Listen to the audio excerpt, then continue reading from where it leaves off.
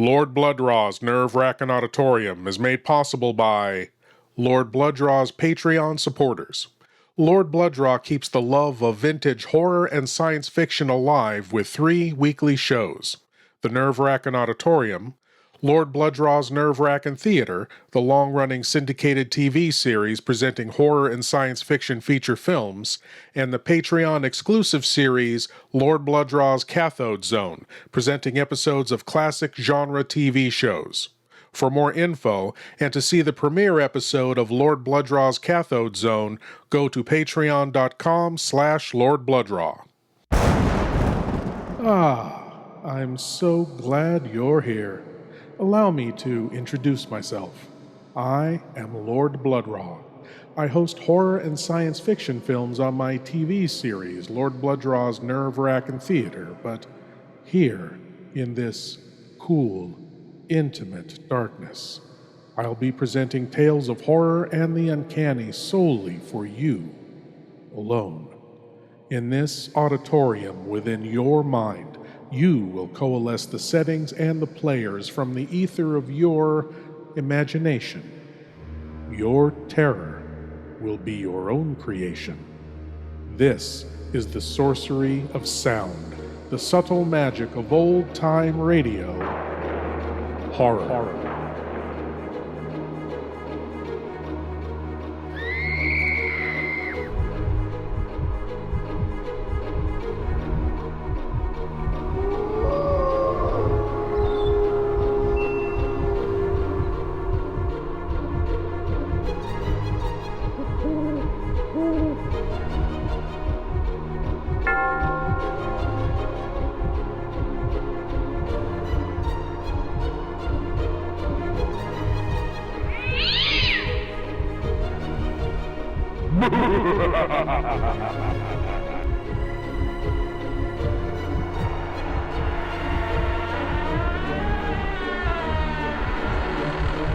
Please leave your eyes at the door. You will not need them. This is Lord Blood-Rah's Nerve Wrackin Auditorium. Vampires drink your blood for survival. Werewolves savagely tear their victims apart out of a primal desire to kill. Zombies eat your brains, according to some retellings of the legend, to ease the pain of being dead. These motives are understandable. The monster or menace has a reason to kill. How much more horrific it is than when the monster or creature or thing has no discernible reason to do what it does. No understandable motive. Nor does it require anything from its victim. It may not even be aware of those that it kills. Unknowable and unknowing. Like a child tramping through a forest, unaware of the insects it crushes along its way, and the insects incapable of understanding the alien behemoth causing the mayhem. This is cosmic horror, and the master of cosmic horror was the author H.P. Lovecraft.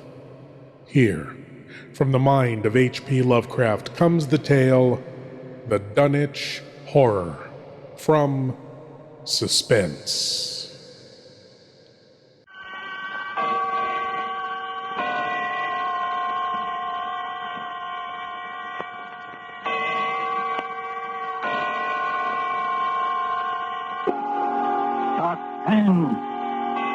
Mr. Ronald Colman, as star of The Dunwich Horror, a suspense play produced, edited, and directed by William Spear.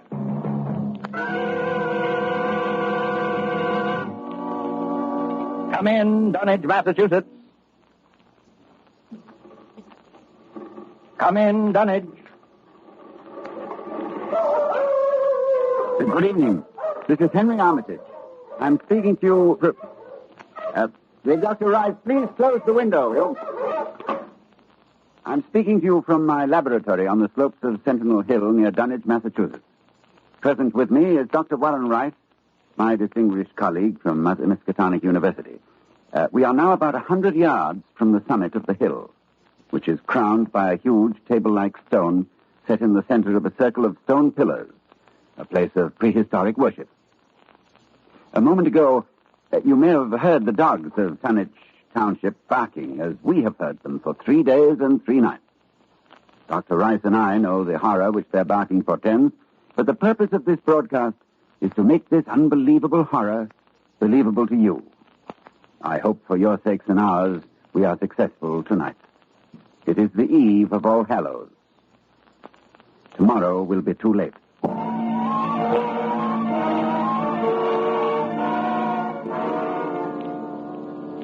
Our time tonight is very short, so I'll speak only of those more recent events which, believe me, may culminate at any moment in a climax too frightful to wholly contemplate. I will begin with the birth of Wilbur Whately.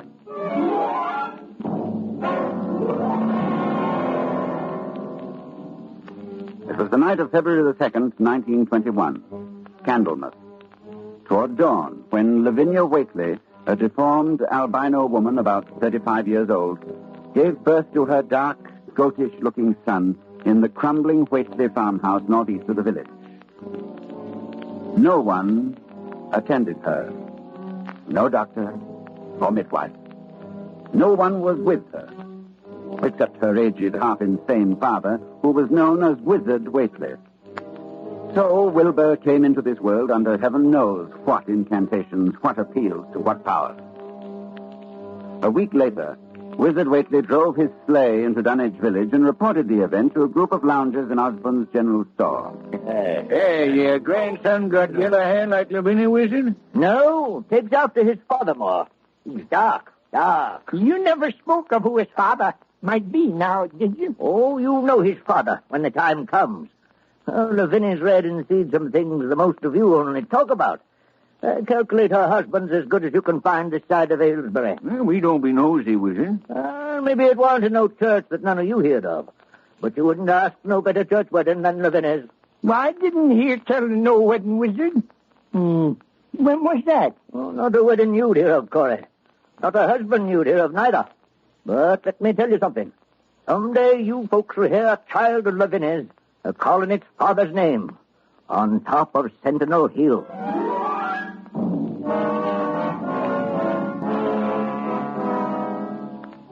Prophecy? Or idle boasting by an insane old man?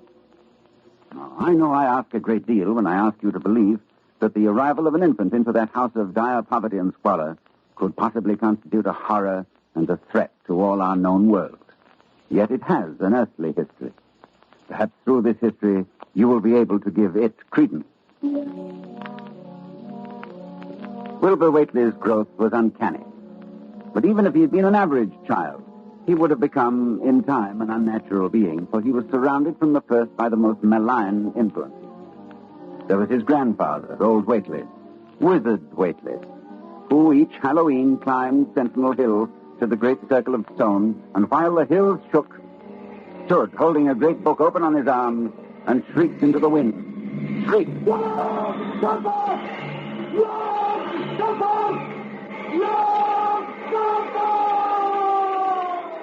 Yog-Sothoth, that dreadful name, first mentioned in the hideous forbidden book, the Necronomicon. And this Wizard Whately was Wilbur's teacher.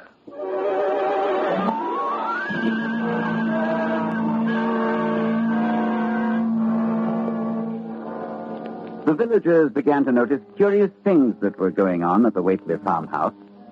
Soon after Wilbur was born, old Whately began to remodel the house. The abandoned upper story was restored, and all the windows were tightly boarded up. And then, Wizard began to buy cattle in large numbers, both horses and cows. Yet the livestock on the farm didn't seem to increase. Young Lem Brown was one day curious enough to creep close to the house to count the Whately herd. Dr. Armitage, there weren't more than 12 cows, and them sick. Looked like they had the blight and funny wounds on them, like cuts. I heard something, too, in the top part of Wizard's house, something like water slapping inside, only big like a sea.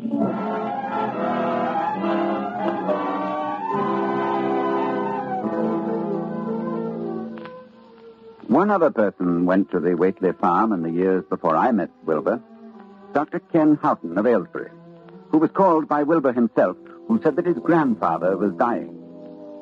Dr. Houghton found the old man in a bedroom on the ground floor, and Wilbur with him. While outside the window, a legion of whippoorwills cried loudly and rhythmically, endlessly. Wilbur spoke about the sound. Listen, he's whistling time with his breathing now. They're ready. Listen, Doctor.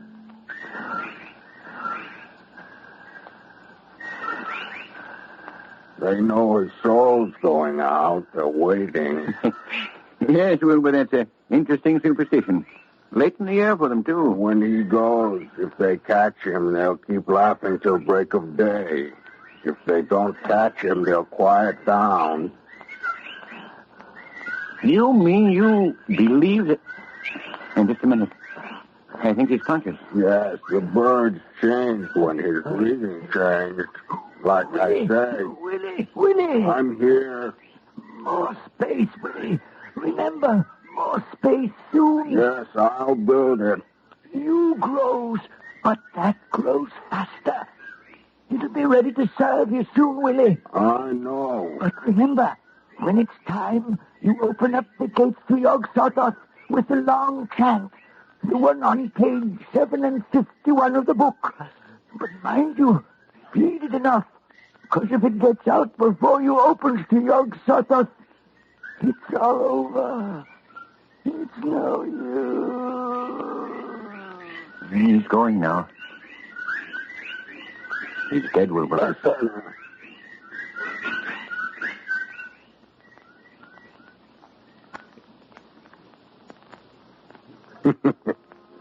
The birds, they didn't get him. Yes, he's free. He's gone.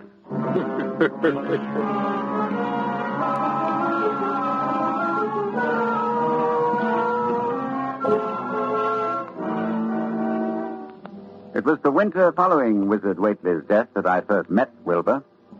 He came in person to the library at Miskatonic University to consult a copy of the hideous Necronomicon, which was kept there in its Latin version, as printed in Spain in the 17th century. I tell you, when he came into my office, I was appalled at his appearance. 8 feet tall, shabby, dirty, bearded. But I was even more appalled by his voice when he spoke to me.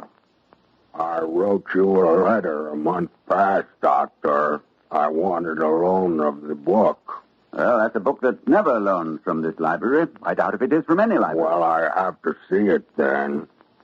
Very well. It's kept right here. As you know, there are only 3 copies of this book in existence. That's why we're careful. Here, you can look at it on this table. Wizard said it would be on page 751. What? What is it you're looking for? The formula, the long chant. The one that opens the gate to Yog-Sothoth.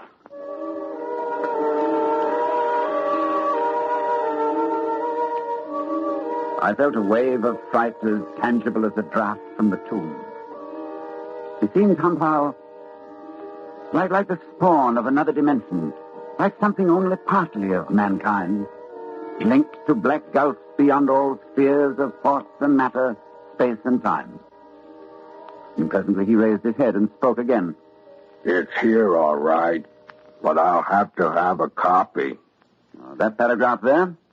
I don't know. You know Latin, Doctor? Yes, certainly. Then read it, Doctor. Let's hear how you make it out. All right, that shouldn't be difficult. Let's see. Nor is it to be thought that man is the oldest or the last of Earth's masters. The old ones were, and the old ones shall be. Not in the spaces that we know, but between them. But only Yog-Sothoth knows the gate. Yog-Sothoth is the gate to where the old ones broke through of old. Their hands are at your throats, yet ye see them not. Dr. Armitage, you see, I reckon I've got to take that book home. There's things in it I've got to try, and you can't hold me up. No, I'm sorry. I tell you, Doctor, I'll have the book sooner or later, no matter what. You see, that's waiting for me at home won't wait much longer.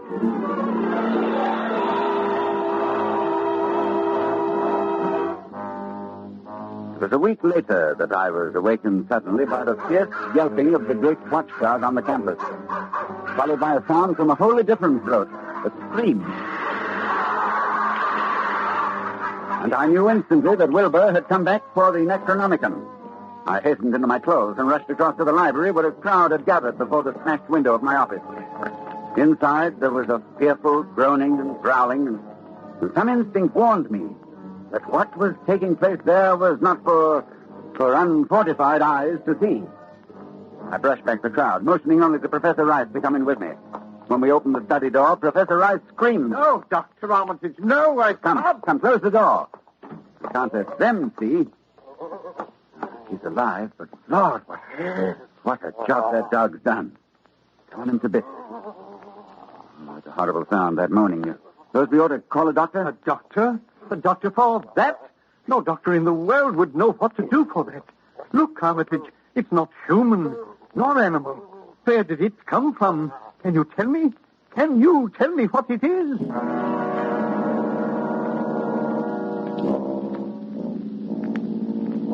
No, I couldn't tell what Wilbur Whately was. The thing that lay half bent on its side in a pool of greenish-yellow stickiness was 9 feet tall. The dogs had torn off all the clothing and some of the skin. It was partly human, beyond a doubt, with very man-like hands and head, but the torso and lower parts of the body were fabulous. Its chest had the leathery hide of a crocodile or alligator. But below the waistline, the skin was covered with coarse black fur. And from the abdomen, long greenish-gray tentacles. The limbs terminated in ridgy-veined pads that were neither hooves nor claws. And as Dr. Rice and I stood staring at this presence, the whippoorwills began to cry in unison outside the study window. And then the thing on the floor roused and mumbled. God.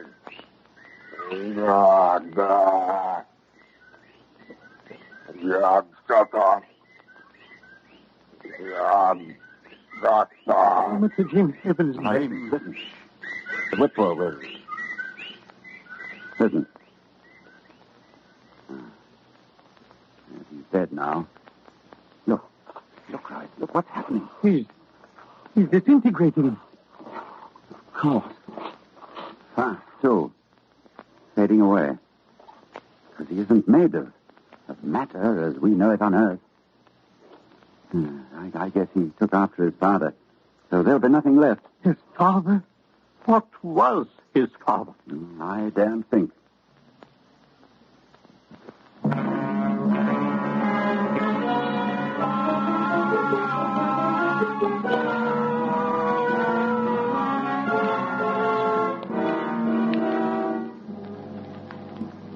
I thought then that what came into our world with Wilbur Whately left with him. I forgot what he himself had told me of it, which was waiting in the sealed house Wizard Whately had built, where the cattle were driven to disappear. But Wilbur Whately left a diary, written in a strange alphabet resembling Sanskrit. And I worked off and on for weeks to decipher it. And finally, I read the following passage written by Wilbur when he was no more than 8 years old. That upstairs is more ahead of me than I had thought it would be, and is not like to have much earth brain.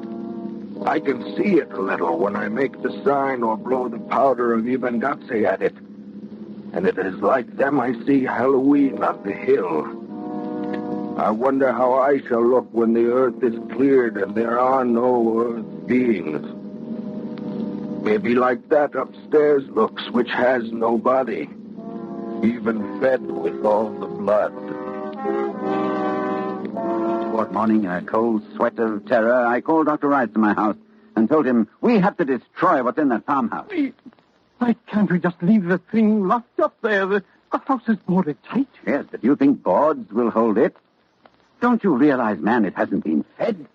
It hasn't had blood since the 18th of September, when Wilbur Whately came here to die.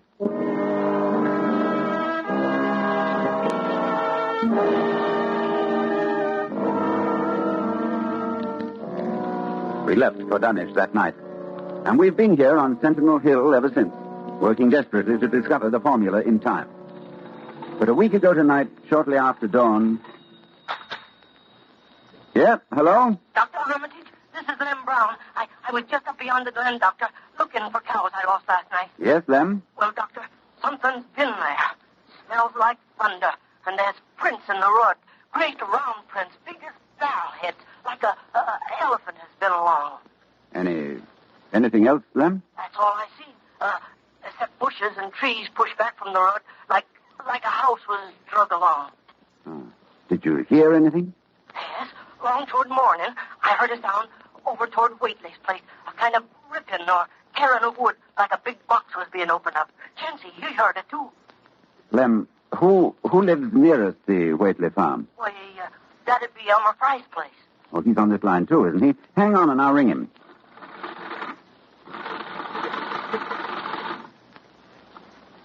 Yes, Dr. Armitage, this is Central. I'm trying to get Elmer Fry, Central. Doctor, he must be out somewhere, and his whole family. I was ringing there an hour ago. Earl Sawyer saw Elmer's cows stampeding in Cold Spring Glen. Oh, you didn't get him, hmm? All right. But if you hear or see anything more, let me know. I'll be here working all day. Right. Right. Oh, wake up. It's loose. It's out of the house. One family gone already. We have to work. Pray God we find that formula in time.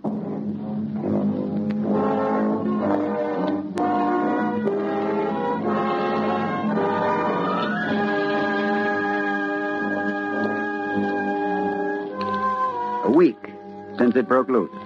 A week of terror and panic here in Dunwich Township. Each night it moves about the countryside, leaving the trees crushed into 30-foot swathes, as though by a moving mountain, leaving its monstrous tracks and a trail of tarry stickiness, leaving crushed and gutted farmhouses and whole herds of cattle drained of blood. Well, ladies and gentlemen, that is the story to this moment. And tonight is Halloween. Tonight we are here to...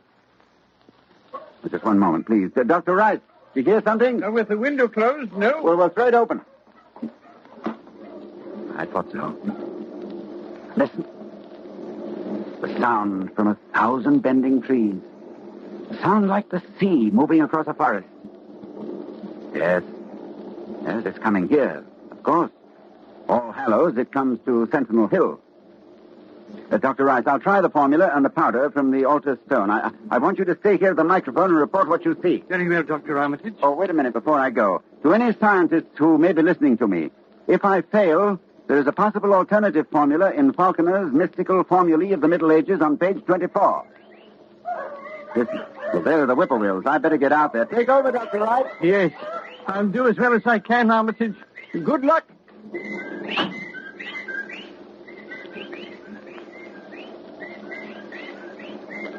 Ladies and gentlemen, Dr. Armitage is climbing to the top of the hill, to the altar stone. I can see him plainly, for the moon is high and the night clear. Down the hill toward the dark village, I can see the grasses and shrubbery bending down, marking the monstrous ascent. It moves quite fast, and I feel a proximity to phases of being utterly forbidden. Now, Dr. Armitage stands now on the altar stone and is holding the powder which, if the books are correct, will make this thing for an instant visible. It is quite close to him now, perhaps 20 yards or less. He lifts his hands. He flings the powder in a wide arc. I can see... Oh, No! No!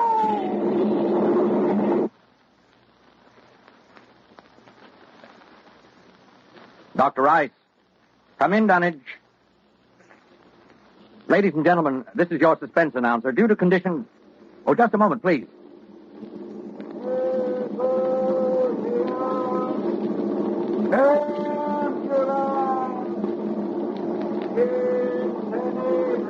One moment, please. Dr. Rice, can you hear me? Yes, I can hear you. Yes, for a moment I was overcome when I saw... Ladies and gentlemen, perhaps you can hear now the incantation of Dr. Armitage. Listen.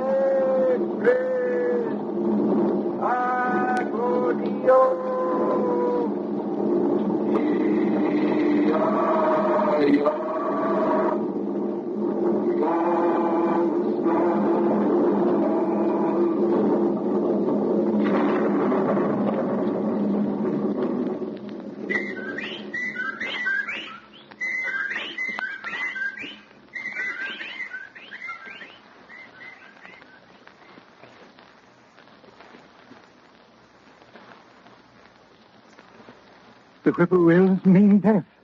And Dr. Armitage is walking back here now.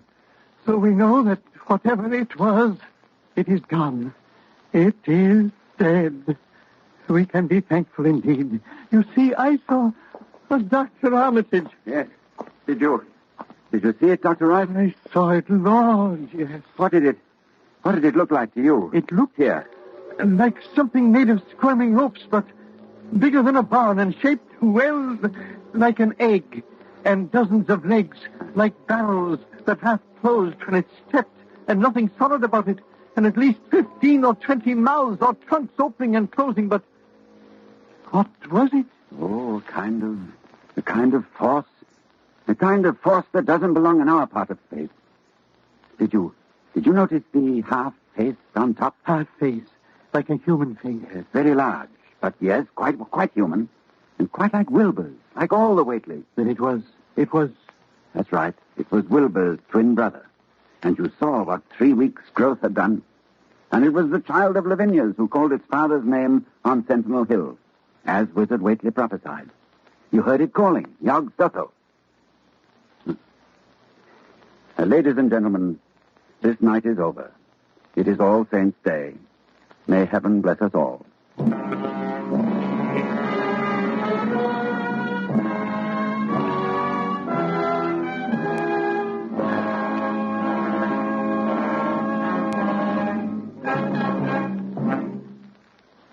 The Dunwich Horror, with Ronald Colman as your star of Suspense.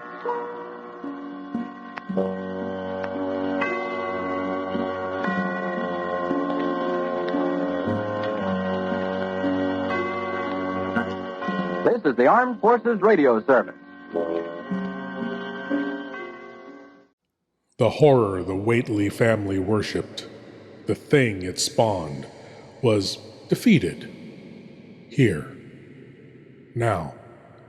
But the old ones were, and the old ones shall be.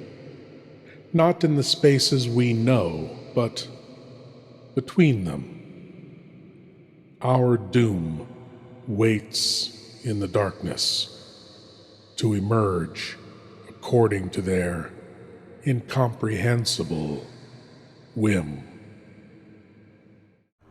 Thank you for joining me in the Nerve Wrackin Auditorium, and I hope you'll come again. But now it's time for you to rejoin the, real world. I am Lord Blood-Rah, and I'll be waiting here for you in the shadows of your mind until the next time you seek the darkness. Good night.